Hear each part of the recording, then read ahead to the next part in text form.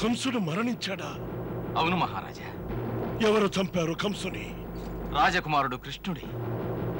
కృష్ణుడా? ఈ కృష్ణుడు కంసుని చంపాడా? అవును మహారాజా. లేదు లేదు, ఇది సమంజసం కాదు. ఇది నువ్వే చేశావా కృష్ణ? ఎంత పని చేశావు? నువ్వు కంసుని చంపి నాకున్న హక్కు నుంచి నన్ను దూరం చేశావు. వాడికి మరణ శిక్ష విధించే అధికారం కేవలం మాకే ఉంది, మాకే. అసలు ఆ మహాపాపకి జన్మనిచ్చి మేం పాపం చేశాం కృష్ణ. దానికి తగిన ప్రాయశ్చిత్తం ఇదే. మేమే మా స్వాస్థాలతో వాణ్ణి అంతం చెయ్యాలి. ఈ సంకల్పంతోనే నేను ఇన్ని వత్సరాలు ఇలా ఘోరాంధకారంలో మ్రగ్గుతూ బ్రతికాను. కానీ నీవు నా చేతులతో కంసుని చంపే అవకాశాన్ని ఎందుకు దూరం చేశావు? నేనే అంతం చేసి ఉంటే ఒక పాపికి జన్మనిచ్చిన పాపం నుంచి విముక్తి లభించి ఉండేది. నాకు విముక్తి లభించి ఉండేది, విముక్తి లభించి ఉండేది.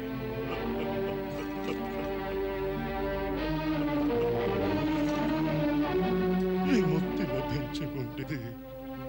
తాతగారు, వాస్తవానికి అది తమ యొక్క మనోబలమే తాతగారు. ఆ శక్తి యొక్క ప్రేరణ వల్లే చంపగలిగాను. లేకపోతే నేను బాలుడను. అంత గొప్ప శక్తి నాలో ఎక్కడుంది తాతగారు?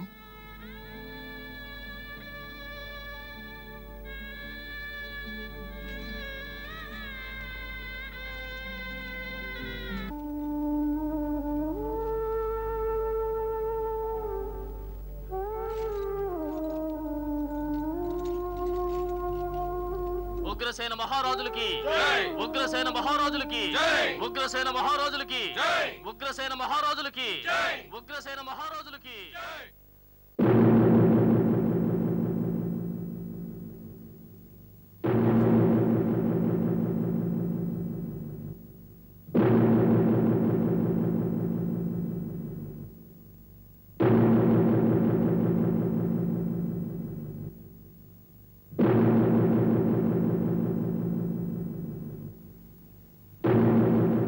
విషయం ఏమిటి కృష్ణయ్య? ఏం చెప్పను. ఇప్పుడు పరిస్థితి క్లిష్టతరంగా ఉందన్నగారు. ఏమిటా క్లిష్ట పరిస్థితి? నందరాజు గారు మన్ని విడిచి వెళ్తున్నారు. అయితే పద కృష్ణయ్య, ఇద్దరం వెళ్ళి ఆయనకు వీడ్కోలు ఇచ్చేసొద్దాం.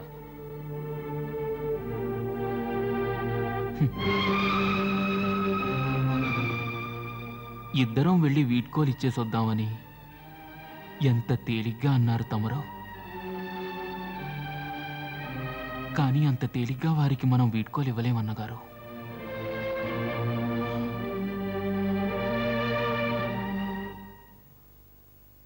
వారి ఆప్యాయతను గురించి అసలు ఏమనుకుంటున్నారు? భయంగా ఉందా తలుచుకుంటేనే. ఒకవేళ వారు భావావేశంతో గోకులం రావాల్సిందే అని ఆదేశించారంటే వారితో మనం తప్పకుండా వెళ్ళి తీరవలసిందే. ఒకవేళ అలా జరిగితే ఏ లక్ష్యం కోసం మనం అవతరించామో అది నిరర్థకం అవుతుంది. అయితే వారి ఆజ్ఞను తృణీకరిద్దాం, పాటించొద్దు. అన్నగారు, పితృదేవుల ఆజ్ఞను తృణీకరించడం, దానిని ఉల్లంఘించడం మహాపాపం. అది మాత్రమే కాక వారి స్థానం మనకు పితృదేవుల కంటే ఘనమైనది. వారు మన ఇరువురికి దైవ సమానులు అన్నగారు. అందుకే వారు మనకు పితృదేవులుగా ప్రాప్తించారు. వారు మా పరమ భక్తులు. కృపతో మేము భక్తుల అధీనంలో ఉండటమే ధర్మం. వారు భావావేశంతో తప్పదని మొండిగా ఆజ్ఞాపిస్తే పరిస్థితి క్లిష్టతరంగా మారుతుంది. ఇప్పుడు నువ్వేం చేయాలనుకుంటున్నావు? ఈ సమయంలో మహామాయ సహకరించగలదు.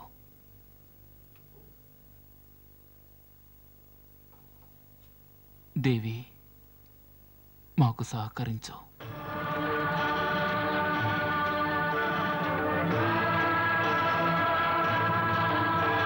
ఆజ్ఞ ప్రభా. నందరాజుల వారి హృదయం నుంచి మమతానురాగాలను తొలగించి ఆ స్థానంలో జ్ఞానోదయాన్ని కలిగించు. దానివల్ల వారి మనస్సులో ఉద్రిక్తత శాంతిస్తుంది. తమ ఆజ్ఞ ప్రభు.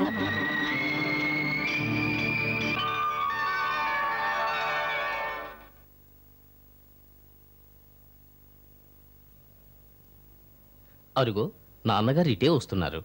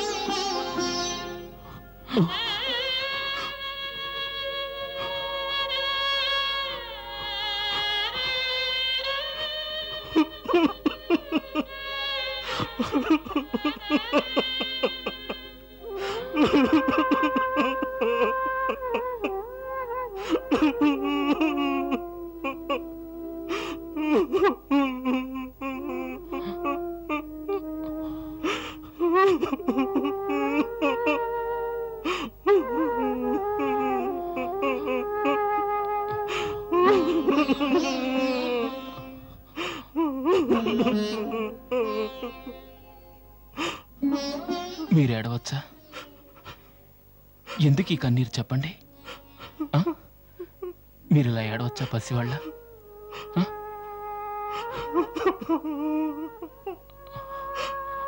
నాన్నగారు తమరు ఓర్చుకోవాలి. మరేం చేయను కృష్ణయ్య, చెప్పు.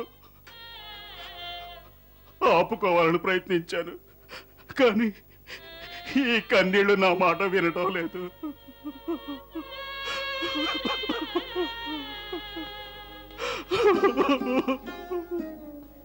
మరో విధంగా ఆలోచించాను. వెళ్లే ముందు నిన్ను కలవకుండా వెళ్ళాలని. నాకు సాధ్యం కాలేదు. నా పాదాలు నా మాట వినకుండా ఇక్కడికి లాక్కొచ్చేసాయి.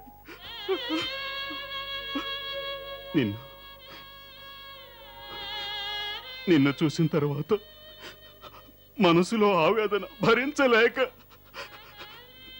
పొంగుకొచ్చేసింది దుఃఖం కృష్ణయ్య.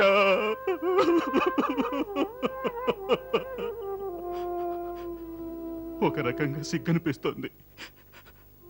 నువ్వు పరాయి బిడ్డవని తెలిసి నీ మీద ఇంత వాత్సల్యాన్ని నేను పెంచుకున్నాను. కానీ ఏం చేయను, నా మనసే నా మాట వినటం లేదు. పదే పదే పరిహసిస్తోంది. ఒరే, నువ్వు నీ కృష్ణయ్యను విడిచి ఎలా జీవించగలవురా అని.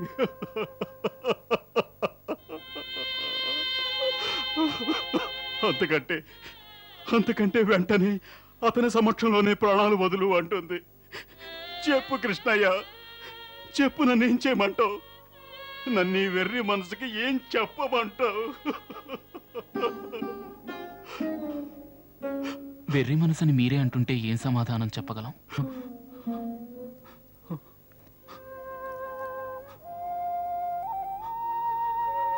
తమరన్నది నిజమే. తమరు చిత్తభ్రమకు లోనయ్యారు. మీతో గనక ఈ కృష్ణయ్య పరాయిపుత్రుడని చెప్పుంటే మనసు వెరిదే నాన్నగారు.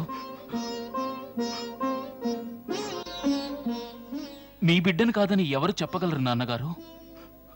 ఎవరు చెప్పగలరు? మాకు అసలైన తండ్రి ఎవరు? అసలైన తల్లి ఎవరు? ఎవరో దిక్కు ముక్కు లేకుండా వదిలేసి వెళ్ళిన బిడ్డని తమ సొంత బిడ్డగా పెంచి పెద్ద చేశారే. పుట్టి బుద్ధిరిగాక నాకు తెలిసిన తండ్రి ఒక్కరే, అదేవిధంగా తల్లి ఒక్కరే. నేను యశోదమాతనే మాతగాను, తమర్నే నా తండ్రిగాను భావించి పెరిగి పెద్దవాణ్ణయ్యాను.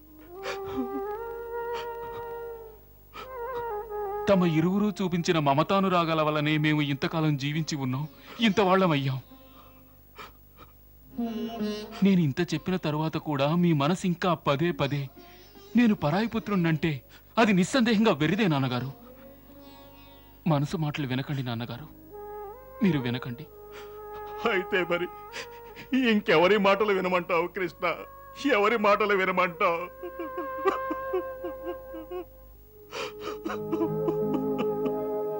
ఊరుకోండి నాన్నగారు.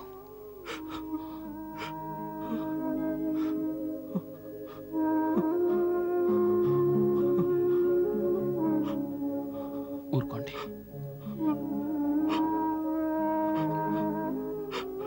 రండి నాన్నగారు, నాతో రండి.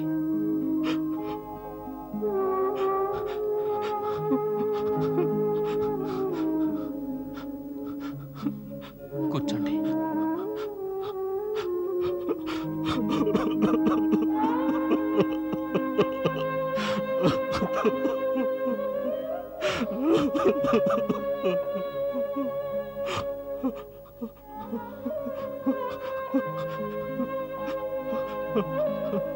మనసుని కాస్త నిగ్రహపరచుకోండి.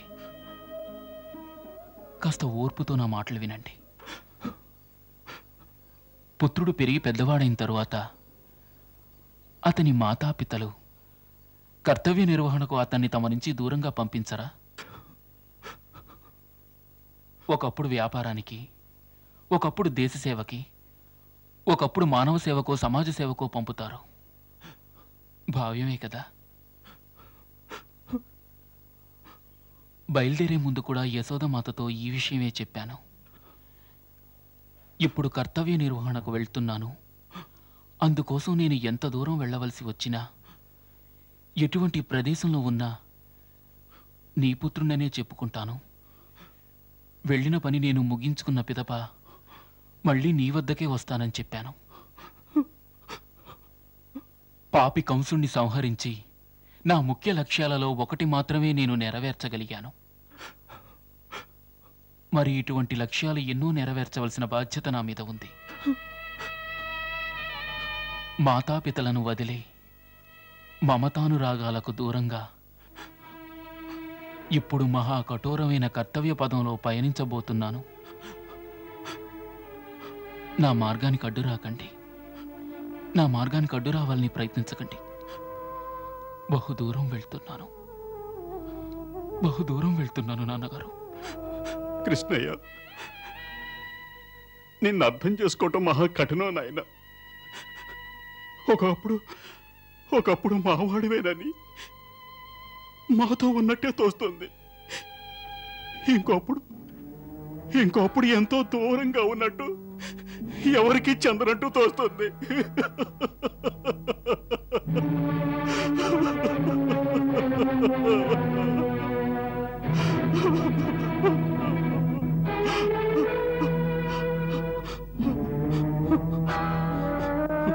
అదే సత్యమని నమ్మండి.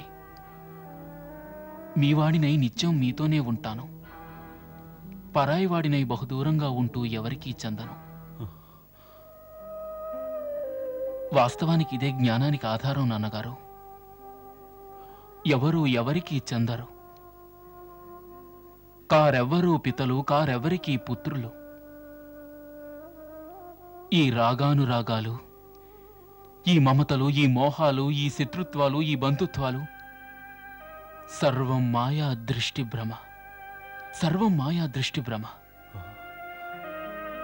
తమ పూర్వజన్మల యొక్క కర్మానుసారం ఈ జన్మలో కొత్త కొత్త వ్యక్తులతో అనురాగ బంధాలు బాంధవ్యాలు కలుగుతాయి.